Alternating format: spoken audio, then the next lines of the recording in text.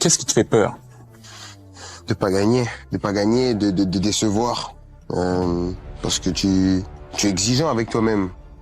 The 2026 World Cup is less than 2 months away, and Kylian Mbappé is entering it in absolutely devastating form. His statistics this season are extraordinary: 43 goals and 8 assists across 39 matches in all competitions. This isn't just elite performance, it's something closer to total domination.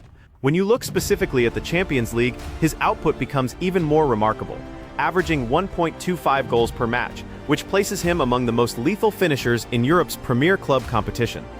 Across La Liga, the best defenders in Spain have spent the entire campaign struggling to contain him, getting systematically outpaced, outmaneuvered, and outscored.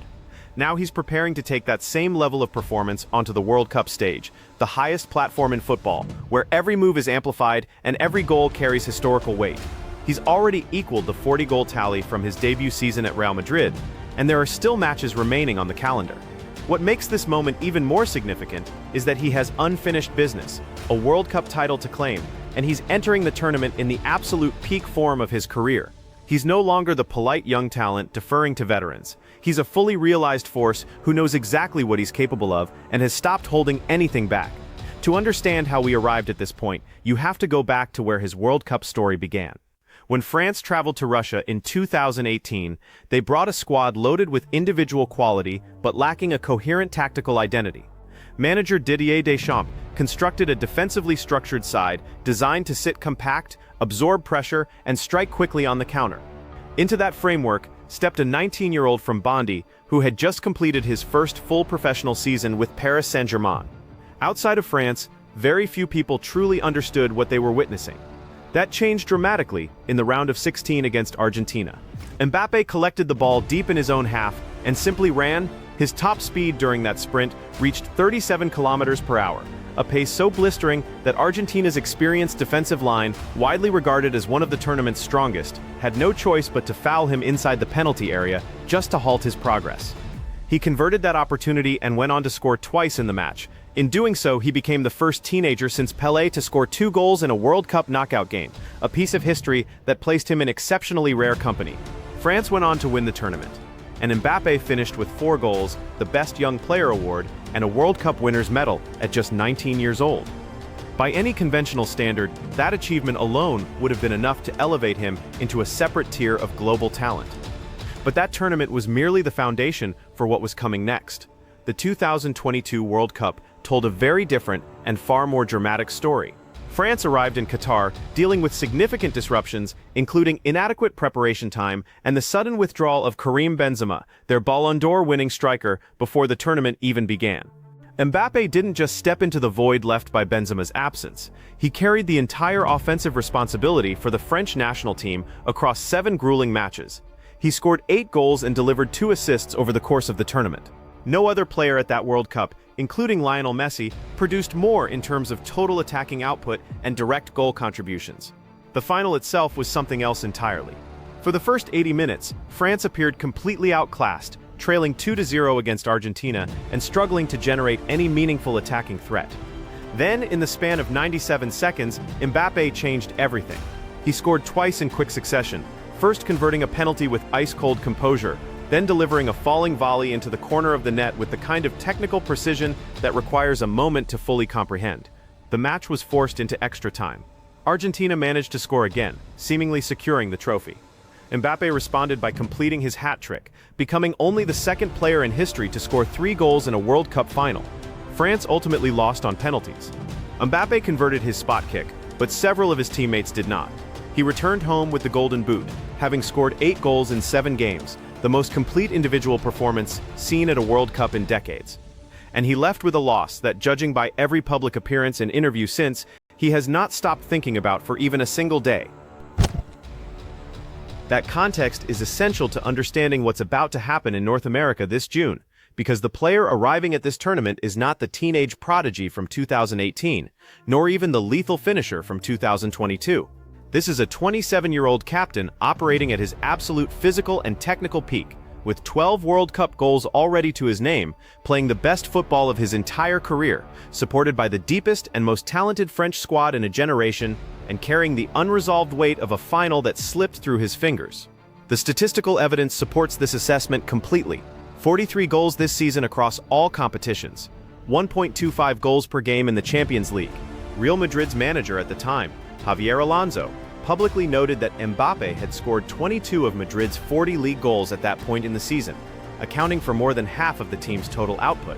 That single statistic tells you everything about how central he has become to Madrid's entire attacking structure.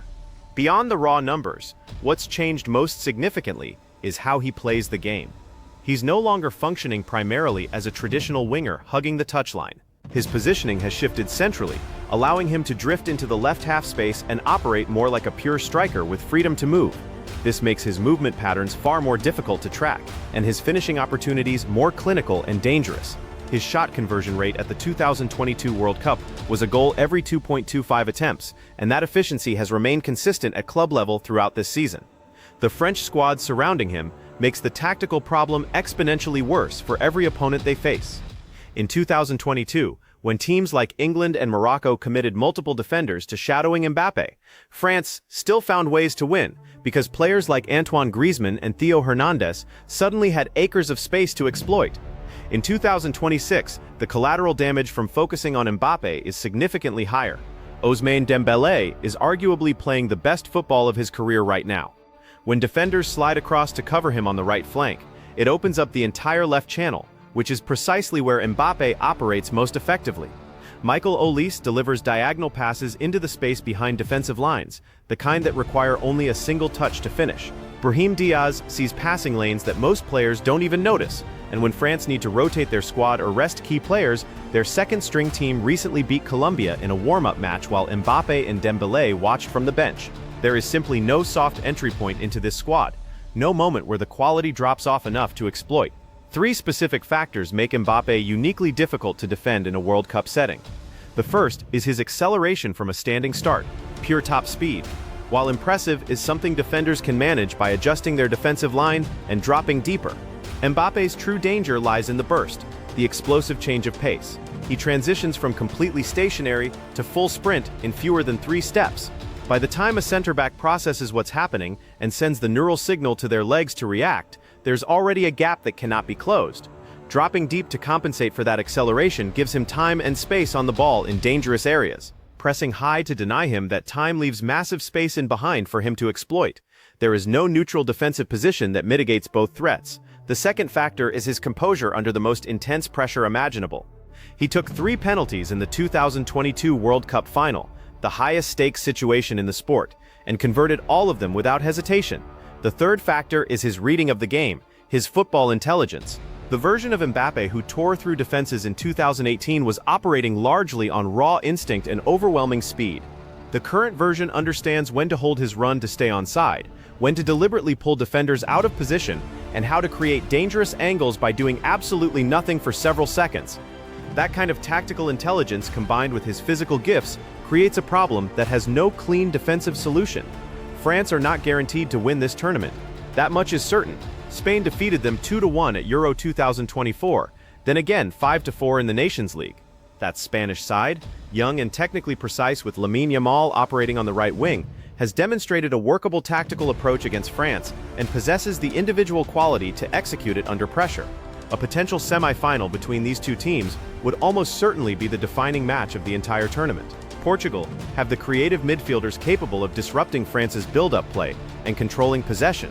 Brazil, depending on how the draw unfolds, could arrive in the knockout stages in peak form and full confidence. A World Cup knockout match lasts 90 minutes, and within that time frame, one red card, one moment of individual brilliance from the opposition, and the entire narrative changes. France were objectively the better team in the 2022 final and still lost. That's simply the nature of tournament football, where margins are razor-thin and luck plays a role.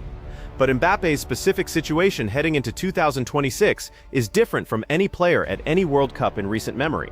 He currently has 12 World Cup goals to his name. He needs just 5 more to surpass Miroslav Klose's all-time record of 16 goals and become the highest scorer in World Cup history. Given that he scored 8 goals in a single tournament in 2022, this is not some distant long-term project. It's a realistic, achievable target within one tournament. Win the World Cup, break the all-time scoring record, accomplish it as captain, at 27 years old, in the absolute prime of his career. This isn't a player chasing history from a distance. This is a player who can see the finish line clearly from exactly where he's standing right now. If it happens, if he wins the tournament and breaks the record, the entire conversation shifts, not just where he ranks among French players. That debate is effectively settled already. Not just how he compares to Zinedine Zidane. The numbers already exceed Zidane's. The conversation becomes whether Kylian Mbappé is the greatest player to ever play the sport. 2 World Cup titles, while Lionel Messi won 1. The all-time World Cup scoring record, which no one else in that conversation is even remotely close to. 8 years as the undisputed main player for his national team. Some will argue that this comparison doesn't hold up under scrutiny. That Messi's longevity, his consistency across 20 years, the sheer artistry and texture of what he produced at club level places him beyond any reasonable comparison. That's a defensible argument with merit. But consider this. In November 2022, France were losing 2-0 in the World Cup final, with only 10 minutes remaining. If his teammates had converted their penalties in the shootout, that debate about the greatest ever would have started immediately. He was already that close. Now he's back. Older, sharper, more complete, and surrounded by a squad that makes him harder to neutralize than at any previous point in his career. Every coaching staff in this tournament has prepared a detailed plan for Mbappé. They've all studied the footage, analyzed the patterns, identified the tendencies. They know what's coming. The 2026 World Cup has a serious Kylian Mbappé problem. And right now, no one has a convincing answer. Does he win it? Does he break the record? And if he accomplishes both, is the debate about the greatest player ever finally settled? Share your perspective in the comments. If you want to see what Lamine Yamal brings to this tournament from the opposite side of that potential matchup, follow for more, because that video is coming next.